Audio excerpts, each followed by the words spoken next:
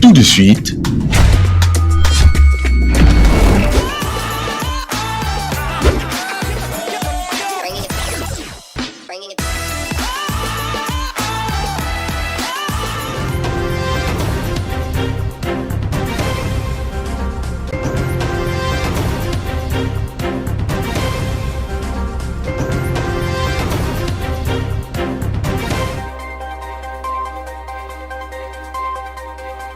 en marge de la 9e conférence internationale de Tokyo sur le développement de l'Afrique TICAD 9, la chef du gouvernement congolais Judith Suminwa a échangé avec Hirotaka Suzuki, chairman de Asia Mineral Limited.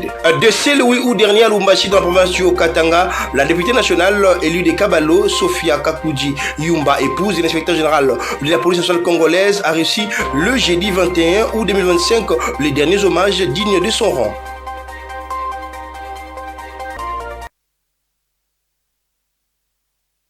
Belle session d'information de la télévision dès l'éducation. Mesdames et messieurs, bienvenue à tous et à tous. Place au développement des titres dans l'actualité en marge de la 9e conférence internationale de Tokyo sur le développement de l'Afrique TICAD 9. La chef du gouvernement congolais Judith Suminwa a reçu M. Hirotaka Suzuki, chairman de Asia Mineral Limited, un acteur majeur de l'exploitation du manganèse au niveau mondial. Pour plus de détails, suivez cet élément de Junior Twendele. Centre des discussions, la concrétisation du projet Kivuvu, une jointe venture entre la société congolaise Kérit Resources LD et AML qui vise l'exploitation et la transformation du manganèse dans la province du Congo central. Ces projets qui prévoient une capacité de production annuelle de 2 millions de tonnes ambitionnent de générer plus de 1000 emplois directs impactant près de 7500 personnes dans la communauté locale. Félix Samouna, directeur de Kérit Resources Ltd, partenaire local d'AML, a souligné l'importance de cette initiative. De son côté, M. Suzuki a détaillé les investissements et les calendriers prévisionnels en insistant sur les retombées économiques et sociales. Selon lui, le projet intégrera non seulement des activités minières, mais également des initiatives en matière d'éducation, d'infrastructure et de fiscalité. Le projet Kivuvu est présenté comme un catalyseur de croissance. L'impact social du projet est au cœur de la jointe venture. Outre les 1000 emplois directs attendus, Kéril et AML prévoient la création des centres de formation ainsi que de projets d'élevage et de développement agricole, contribuant ainsi à la diversification économique du Congo central. Ces partenariats entre la RDC et le Japon illustrent une dynamique de coopération gagnant-gagnant conforme à la division du gouvernement congolais de promouvoir des investissements responsables et porteurs de croissance. Les projets Kivuvu marquent ainsi une étape significative dans les rapprochements économiques entre Kinshasa et Tokyo, tout en ouvrant la voie à une exploitation durable de ressources naturelles au bénéfice des communautés locales. Notons que c'est depuis le mois de juin dernier que Kérit Resources Ltd et AML ont procédé à la signature d'un mémorandum d'entente pour l'exploitation du manganèse au Congo central. Un nouveau chapitre du partenariat stratégique entre la République démocratique du Congo et les programmes des Nations Unies pour le développement s'est écrit le jeudi 21 août 2025 à Yokohama. La chef de gouvernement congolais Judith Suminwa s'est entretenue avec l'administratrice adjointe du PNUD et directrice du bureau régional pour l'Afrique. Suivez les détails dans cet élément. On a échangé effectivement sur notre projet avec le gouvernement, le PDR, et puis on a remercié le gouvernement pour cet partenariat. Et en plus, on a échangé sur les résultats qu'on a pu réaliser ensemble.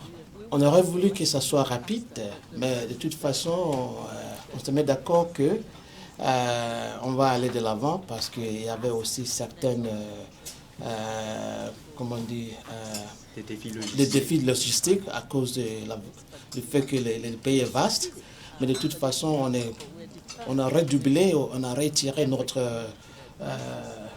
commitment, engagement pour aller de l'avant et pour faire en sorte que ces résultats soient réalisés avec cet renforcement des partenariats avec le gouvernement. On a aussi échangé sur la situation à l'est de la DRC et puis on a félicité le gouvernement pour ce qu'ils sont en train de faire pour les populations et effectivement on sait que avec la paix, on a félicité le gouvernement aussi pour l'accord qui vient d'être signé et on sait qu'avec les déterminations du gouvernement, on va pouvoir aider avec le PNUD les populations qui sont revenues.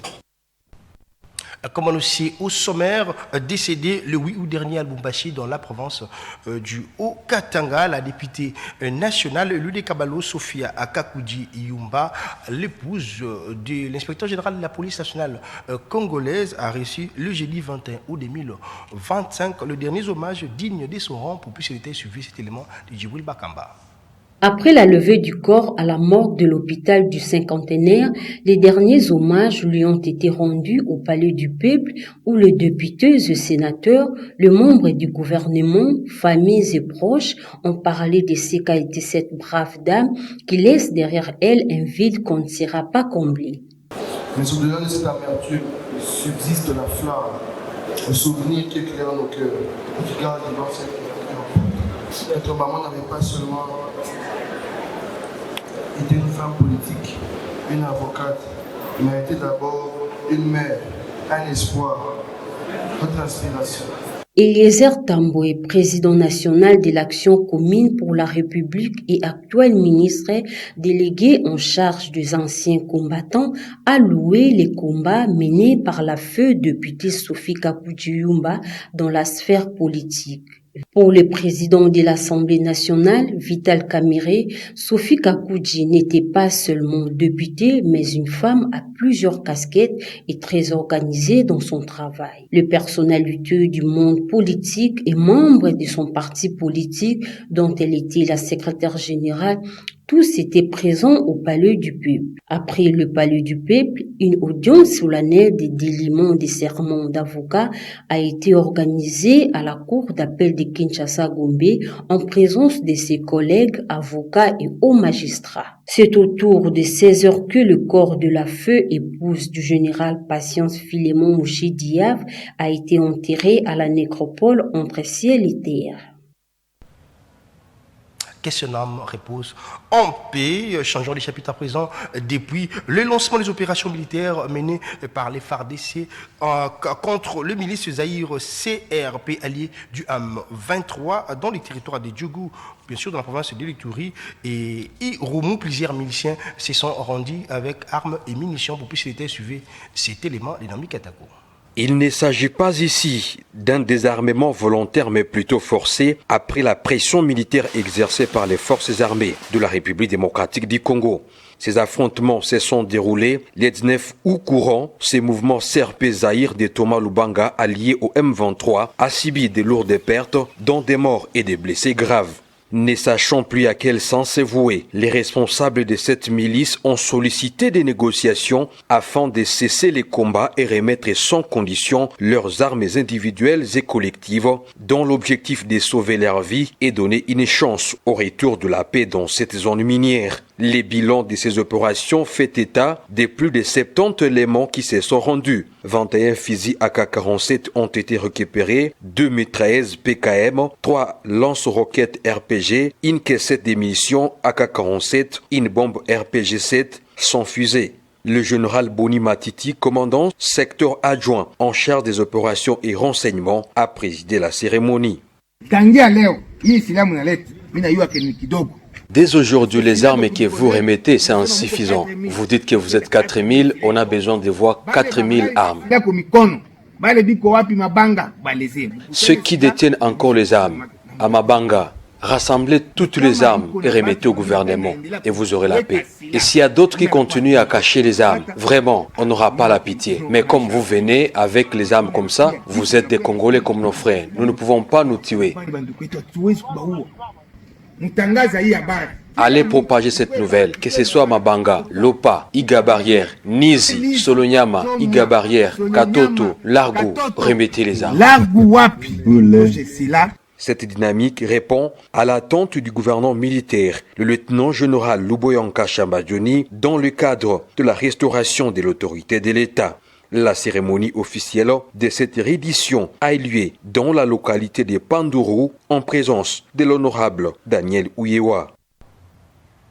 Toujours en Ituri, la cour militaire a entamé une audience foraine à Diongo. Nous sommes en chefferie d'Ebaïma d'Irumu. 4 militaires sont sur les bancs des accusés. Ils sont poursuivis pour l'homicide, ivresse et viol. La justice militaire ne jure que par le rétablissement de l'ordre au sein de l'armée. Pour plus, c'était suivi encore plus cet élément des Nomi Ketako. Comme ils étaient des patrouilles, normalement c'est pour sécuriser notre ville et protéger aussi, n'est-ce pas, la population qui se trouvant dans notre ville de Boumia. La phase de l'instruction des dossiers mis en charge contre ces militaires a débuté mercredi 20 août 2025 à Diango. La cour militaire, au cours de cette foraine, veut remettre de l'ordre et la discipline au sein des forces armées de la République démocratique du Congo en opération dans cette partie orientale de la RDC. Les 4 militaires sont poursuivis notamment pour ivresse au service, 2 cas de viol et l'homicide d'un jeune homme lors d'une patrouille dans la nuit du mardi au mercredi de la semaine en cours. Cette foraine s'inscrit dans un contexte où la justice militaire, en appui au commandement, s'efforce à maintenir la discipline et rétablir la paix dans la province de l'Ituri. Le ministère public a rappelé que la discipline est la mère des armées, soulignant l'importance de ces principes pour la bonne conduite des opérations militaires. Ces procédures judiciaires visent à garantir que les actions des militaires restent dans le cadre légal, surtout en cette période de l'état de siège où les commandants des opérations et gouvernants militaires de l'Ituri, le lieutenant-général Luboyanka Chambadjoni, finance la justice militaire et civile lors des enquêtes et lors des audiences publiques. À vos ordres, mon capitaine. Allons, hop, 2. Repos. D'une province à une autre, rendons-nous actuellement dans la province du Congo central, en prélude de l'arrivée imminente du chef de l'État dans cette province du Congo central, dans le cadre d'une mission spéciale d'itinérance. Le gouverneur Grace Bilolo s'est entretenu avec le mandataire spécial du chef de l'État en charge des infrastructures et suivi du projet avec le partenaire technique et financier Martin Kabouya. Suivez cet élément.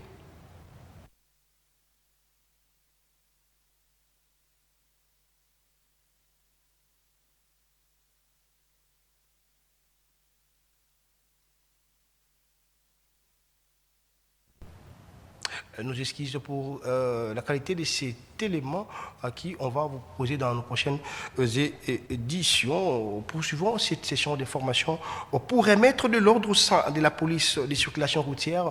Le commissaire provincial de la police ville de Kinshasa, le général Israël Kantou, a pris des mesures fortes au cours de la parade tenue à l'esplanade du palais du peuple. Pour plus de détails, suivez cet élément d'Elphan Tondola. C'est une parade de décision. Face à la situation inquiétante des embouteillages dans la ville de Kinshasa, la police de circulation routière est souvent pointée du doigt pour divers cas de relâchement dans l'exercice de ses fonctions.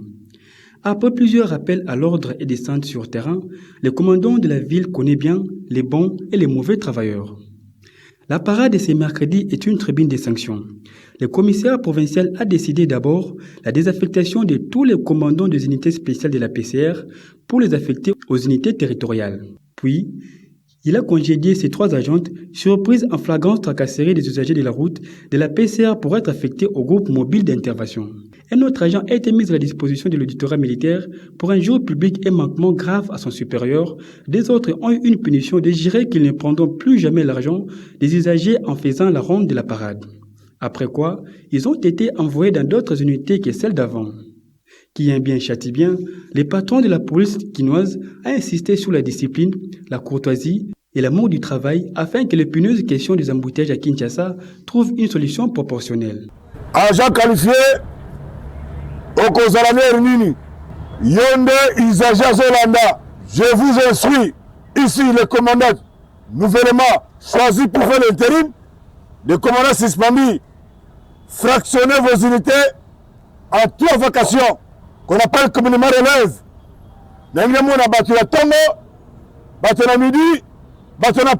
Toutes les unités du groupe mobile d'intervention ont été instruites d'appuyer la PCR de la circulation routière, surtout aux heures de pointe, et de disperser tous les marchés pirates qui occupent impunément les grands acteurs et causent des embouteillages. La matinée du général Israël Kantou-Bakoulou s'est clôturée par une deuxième parade tenue au stade des Martyrs pour lancer la 3e phase du bouclage mixte FARDC-PNC. Et pour boucler complètement cette session d'information, bonne nouvelle pour la faculté de médecine de l'université Révérend Kim. Les travaux de construction des cliniques universitaires de cet alma mater évoluent à pas géant. Suivez cet élément pour voir plus de détails.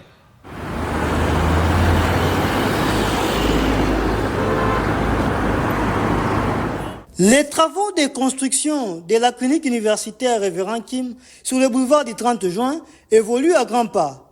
Sur place, l'équipe des constructeurs s'active à faire sortir des terres congolaises un cadre hospitalier de 8 niveaux offrant des soins de santé de qualité.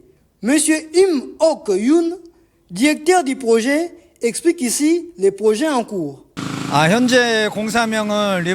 sommes en train de construire l'hôpital universitaire Révérend Kim. C'est un hôpital qui rassemblera différentes spécialités. L'hôpital occupera une surface plus ou moins de 10 000 mètres carrés, constituée d'un sous-sol et de 8 niveaux. La structure sera faite sur béton renforcé. Encore les directeurs du projet, ces travaux vont toucher à leur terme en avril 2026. Toute l'équipe, autant côté gestion que côté technique, sont en train de faire les efforts pour que nous puissions finir cette construction en 2026, l'année prochaine en avril. Hormis la dispensation de soins de haute qualité, la clinique universitaire Révérend Kim va également servir de cadre pour l'enseignement pratique des étudiants en médecine à l'université Révérend Kim.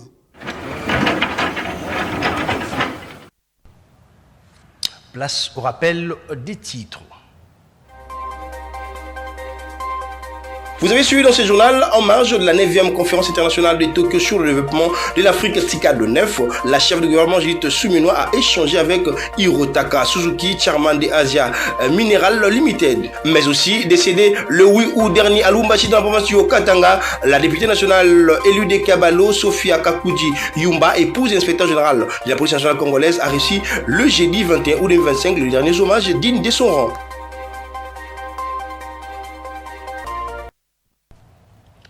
Fin de cette session d'information. Si vous avez mérité, merci à la grande équipe rédactionnelle de la télévision de l'éducation. Restez branchés au programme de votre chaîne éducative et surtout, prenez soin de vous car chaque jour est une vie. Au revoir.